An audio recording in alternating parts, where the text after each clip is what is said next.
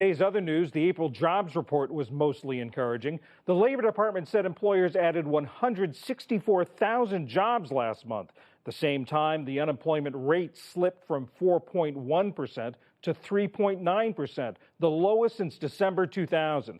We'll look at whether the new tax cuts are affecting job creation right after the news summary. President Trump says the details are set for his planned meeting with North Korean leader Kim Jong-un, but he's not saying what they are. He spoke today as he left the White House. Stay tuned.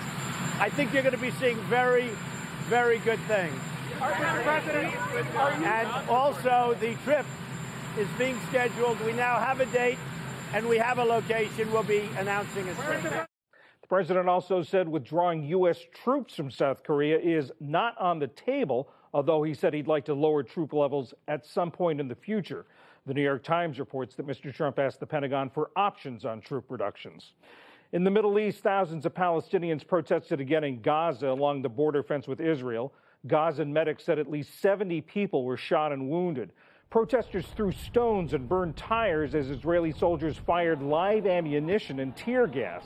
The Israelis said they targeted those trying to breach the fence. Since March, 40 Palestinians have been killed in the weekly protests. Palestinian President Mahmoud Abbas apologized today for a speech widely criticized as being anti-Semitic. He claimed on Monday that European Jews were persecuted because of their role in banking. In a statement today, he condemned anti-Semitism and said, "I would like to reiterate my full respect for the Jewish faith." Nearly 60,000 Hondurans who had sought refuge in the United States now have to leave in 18 months. The Department of Homeland Security announced today they're losing the special status they received after a major hurricane 2 decades ago. The Trump administration has already canceled that status for immigrants from 5 other nations. Hawaii's Kilauea volcano kept spewing lava today, burning 2 homes and filling the air with sulfur gas. The eruption started late Thursday, sending lava into forests and into neighborhoods, while smoke and ash blew high into the sky. Some 1,500 residents on the Big Island were ordered to evacuate. Since it's right there behind our house, we could hear the lava exploding right from the house. And so, is the house going to still be there when we go back over there? It might be. The lava's flowing downhill and we're uphill, but, it's going to be changing the scenery for sure. Kilauea is one of the most active volcanoes in the world. Late this afternoon, Republican Iowa Governor Kim Reynolds signed the nation's strictest abortion limits into law. The new statute bans abortions once a fetal heartbeat is detected. That's usually around 6 weeks of pregnancy. Opponents of the bill say they'll sue to block the measure from taking effect.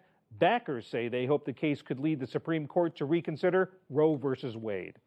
A stunning decision today in the long-running Michael Skakel murder case. The Connecticut Supreme Court reversed its own previous ruling and threw out his 2002 conviction. He'd been found guilty of killing a young girl in 1975 when both were teenagers. Skakel is the nephew of Ethel Kennedy, the widow of Senator Robert F. Kennedy. A sexual abuse scandal has scuttled plans for this year's Nobel Prize in Literature. The Swedish Academy announced today that it won't give the award in 2018. It cited a scandal that's roiled the organization and prompted 7 members to quit. One member said that it has made it impossible to conduct business as usual.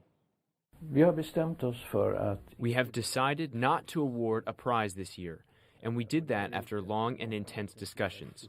But we reached the conclusion that the confidence in the Academy is so low in the world at the moment, and that is the deciding reason why we now refrain from awarding the prize. It's the first time since World War II that the Literature Prize has not been awarded. Instead, the Academy will give out 2 prizes in 2019.